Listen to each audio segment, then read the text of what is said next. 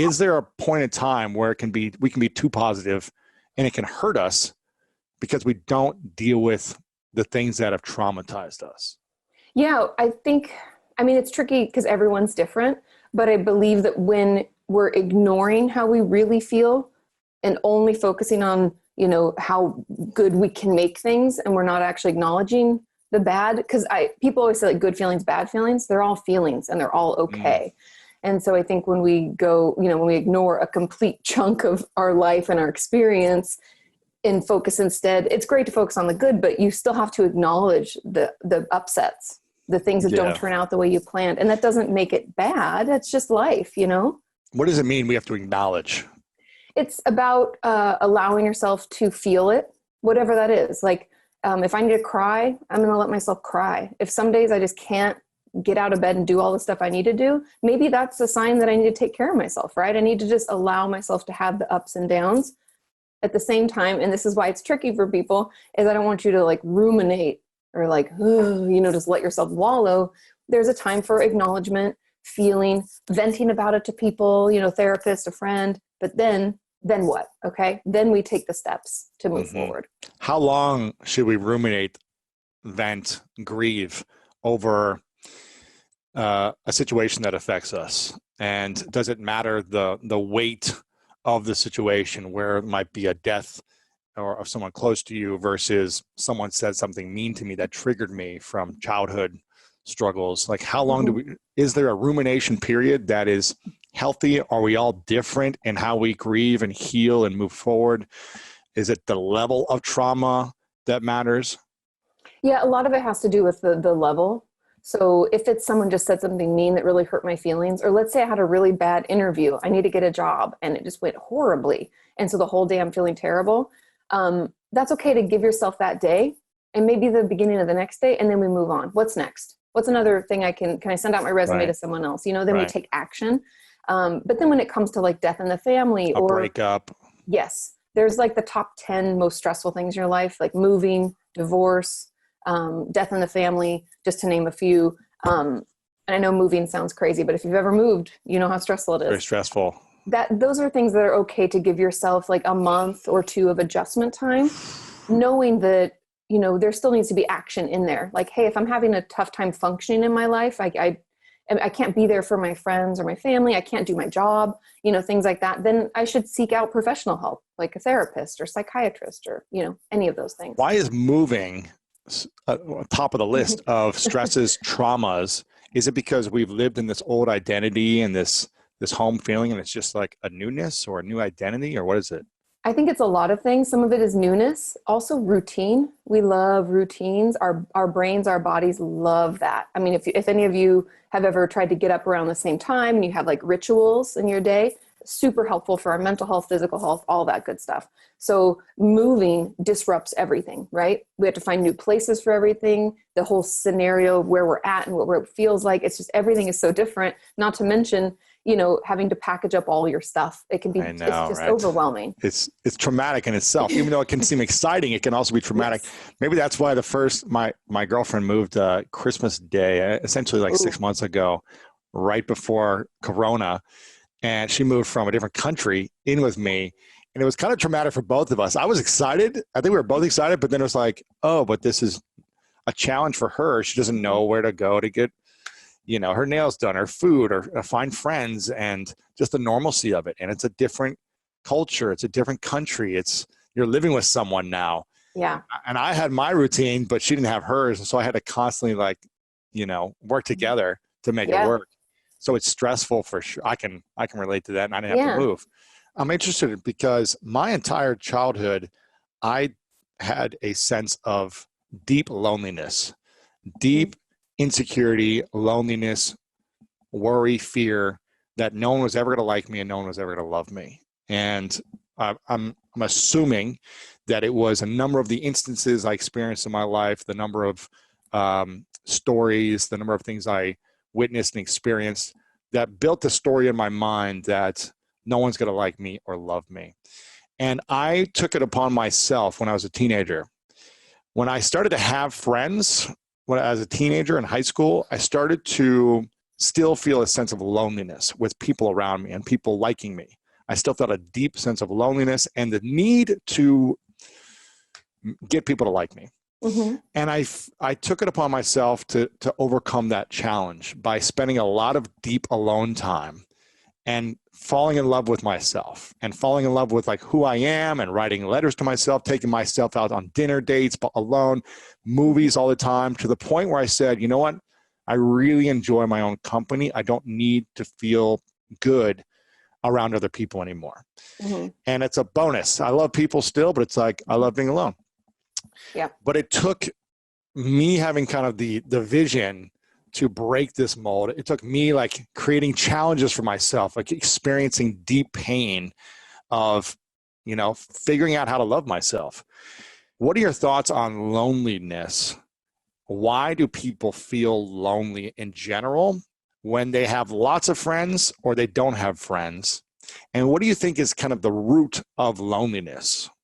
Yeah, I love that. First of all, that's like all the homework I give my patients all the time, like getting to, like dating yourself. Really? Yeah. Like writing letters. I mean, if any of my viewers are listening to this, they know how often I talk about writing letters to yourself, love letters, letters from your childhood self to your adult self.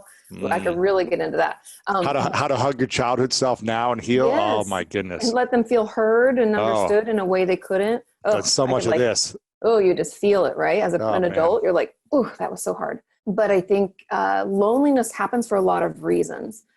Loneliness occurs, I think, for some people, it's because we never let people truly know us, either because it doesn't feel safe or we don't truly know ourselves. Oh, how do we get to know ourselves?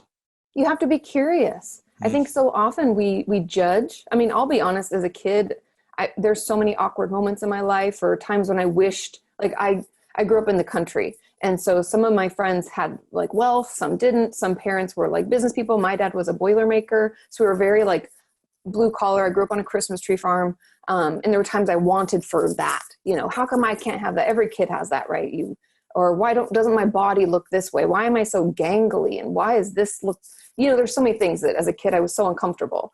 And I think being open to being curious about that, like, why am I uncomfortable? What is so wrong with me? So often we just accept something's wrong with me. And then we take That's what I thought. My whole life, I was like, something's wrong with me. No one, you know. Yeah. No one's going to understand it. I'm wrong. I'm bad. You know. Oh, I'm totally. Stupid. All this stuff. We have those thoughts. There was something I read. I forget the study that supported this, but somewhere between 60,000 and 90,000 new thoughts every day, or not new thoughts, but just thoughts. And 94% of them or something are the thoughts bad. We've already had. Oh, them. We're repeating the thoughts. So, a lot of them are bad. I will be honest. I would estimate like 60% of them are negative. Well, they're probably like fear-based, of like worry-based, of am I looking good, or does this, you know, what do they think about me, right? Yeah, and that's because our brain is wired to seek out threat, right? It keeps us safe, make sure we're okay, and good things aren't threatening. So of course we're going to focus on like, hey, that person was whispering when I walked in the room. I think they're talking about me. I don't think they like me, you know? I mean, so how do we train our minds for positivity without it hurting us? Part of it is just noticing our thoughts. So often we have them kind of building off of the loneliness, right? We have these thoughts that shame built and guilt built, like something's wrong with me. That's shame speaking out, saying something's intrinsically wrong. People aren't going to like you. You're so stupid. All of those things. We have to notice if we're having those. If those are the thoughts that we're like taking up our brain space and our time, and we're having 90,000 of them in a day, like it's going to affect us. You're going to feel lonely. You're going to be sick. You're going to be sad. You're going to be worried and stressed and anxious. So how do we then get to the root of the loneliness so that we're not feeling lonely anymore? I'm hearing you say we need to discover and pay attention to who we are. We need to explore ourselves. We need to, you know, what else does that look like? Yeah, I think, part of it is recognizing why. Kind of, we said like it could be because you don't know yourself or you're afraid to let people know you, you know? So recognizing that, you know, how honest we're being with ourselves and others. A lot of loneliness comes out of that. But when it really comes. You mean by we're not revealing who we are. We're hiding things. Yes. We're not opening up fully. We have secrets that we're unwilling to share because we feel like other people are going to shame us or not like us. Exactly. I can't tell you how many times I hear from my patients or viewers that they don't feel comfortable telling their friends, close friends, that they're having a hard time. So like, oh, I don't want them to think I'm attention seeking. Right. I don't want them to think, and we're making those assumptions, right? Like anxiety comes out of either we think we're like reading the magic 8 ball into the future, or we're focused on the past, and we can't just be present. And so a lot of people will say, I can't even tell them when I'm having a tough time, but we've put ourselves in our own jail with that, right? No one else put that there. We're saying, it's not okay. Yeah. I feel like, a lot of people want to help someone. Like if you say like, I'm actually kind of struggling with this today. I feel like people want to be a solution, want to be a listening ear, want to be a helping hand if their friend is going through a challenge. I think when you correct me if I'm wrong, but I think if you're always negative, like, oh, my life is over every day with your friends, that's a drag. Yes. And you don't want to be always in need of support, I'm assuming. Well, it's not even in need of support. I think it's not taking sage advice, like you're asking for assistance, but you're not accepting of any of it. So you're really not asking. You know what I mean? Right. And I think that's when it becomes like, I call like an emotional vampire, or like a toxic relationship where you're just like, if you're the person trying to offer that help, it's just like they're taking and taking, and you're giving and you're giving, and they're not getting anywhere. It's like being a mentor in business or life. I get a lot of people that ask me, to pick my brain or to give them mentorship. And the worst thing that a mentor can have is someone who wastes their time, who doesn't take action. I'm like, okay, here's the game plan. If this is what you want, go do this for the next 60 days. Yeah. And then when they don't do it, you're like, why did I waste my time? Yeah. If I'm prescribing you something to try, whether it works or not, and you don't do it and you keep wanting more advice, it's a time suck. Totally. And it doesn't benefit either of you, right? Because it's just lip service. It's not actually going to turn out to be anything. And so, say someone's feeling really lonely right now, whether it's they've been lonely before Corona, or now it's like they feel even more lonely. Like, what can they do? 3 to 4 things they could do for the next 30 to 90 days to help them discover themselves, to help them become a little less lonely and fall in love with themselves a little more. Yeah, there's a couple of things. First, kind of going back to what we were talking about originally, is noticing your thoughts, because I do believe if we are able to change our thoughts, we change our life. It's miraculous, and it's very simple, but it's also very difficult. So if they notice those thoughts and track down your top 5, okay? Because remember, we're saying most of them are repeat thoughts. So those could be things like, I'm not good enough, they're not going to like me, I'm a loser, I don't know. Trust me, we've all had those thoughts, no judgments. Write down your top 5, and then I want you to work using bridge statements, I call them, into more positive, because no one's going to believe, I'm sorry, but if I think I'm stupid, I can't be like, I'm smart. I'm not going to believe it. Even in my head, I'm just like, that's a lie. That's a lie. So there isn't proof to show. Like, if for me, exactly. I thought I've been stupid my whole life because I was always in the bottom of my class with my grades. So I was like, there's no evidence. Yeah. So it's a lie if I say I'm smart, because I don't believe I'm confident enough to feel smart. Yeah, because you're checking your facts, right? And you're like, exactly. Hey, based on our horrible schooling system. right. I was very street smart, but I didn't calculate that, and I wasn't aware of that. Well, it's not measured, right? I know, right? Okay, so bridge statements, what does that look like? It lives in possibility land. It's like, it's possible. Like, for your example, let's say, maybe I'm not as dumb as I think I am. It's possible that I could have other gifts in other ways that I'm intelligent. I'm open to that idea. Yeah. So we're not saying I am or I'm not. We're just like, it's possible I'm not 100% correct on this. And then we just kind of live in that land and start moving a little bit more. Then the next step would kind of be something like, I do think I have some street smarts. So it's possible that I'm intelligent in that realm. Maybe. I'm going to look into that. Okay. So you're kind of building your evidence along with these bridge statements into the space of, I'm super smart. Gotcha. Okay. So that's the second step. What's after that? What's the next phase? Then once we've done that kind of work, I think the letters to yourself, super helpful. I love that you did that. But come on now, Katie, isn't this super woo-woo-y and self-helpy? That's like, there's no science that backs this. No, there is science that backs it. So in as short and simple as a way I can explain it, we always hear that old adage, like, you can't teach an old dog new tricks, but you can. Every day our brain is learning. In our hippocampus, where memories are formed, it creates these new neurons every day. And those neurons get together with each other to create memories and learnings, right? So each and every day, whether we recognize it or not, we're learning new things. And instead of taking that opportunity to teach ourselves nasty things, like I'm horrible, I'm stupid, take that opportunity to teach ourselves things that are helpful, supportive. Maybe I can get to know myself because I've never taken the opportunity to actually learn about what makes me tick. I've just numbed out and zoomed through life. So what do these letters look like? Is it once a day you're writing a letter? Is it once a week, month? What is the letter saying? I like to keep it pretty simple so that it's something we can do. Because I think too often in therapy, especially, and in the woo-woo land of psychology, that we can, like self-help land, it can get too labor intensive and then we don't do it. So I like to keep it to a letter to yourself tomorrow. Because the only person I'm competing with is really myself, like yesterday. Ooh, yeah. And so if we keep it to that, like, dear self, it could be like, today I hope for, or I'm grateful for this. Tomorrow I hope to. I want you just to keep it in a 24, 48 hour window of what you are grateful for, what you hope for, and what maybe didn't work out. Again, we don't want to negate the things that aren't good. We just want to acknowledge them, like, hey, I tried this and I still felt bad. So I'm not going to do that one. Tomorrow I'm going to try this. Yeah. And so it just keeps us kind of moving forward and keeping it short and sweet. Just those like, I'm grateful for, I'm hopeful for, things that worked out or didn't work out, you're done. It's kind of like, that's why 5-minute journals are so popular. Yeah, exactly. To keep with that. And I would encourage people to try to do this. If you can every day, awesome. But at least every other day, just so you're checking in with yourself to see how you're moving along, how you're doing. And I think that will give you, the thing that's cool about journaling is we can go back then and be like, oh my God, me 6 months ago would never have thought that I could do this. Or we lose sight of our own growth and development because we're with ourselves all the time. I know.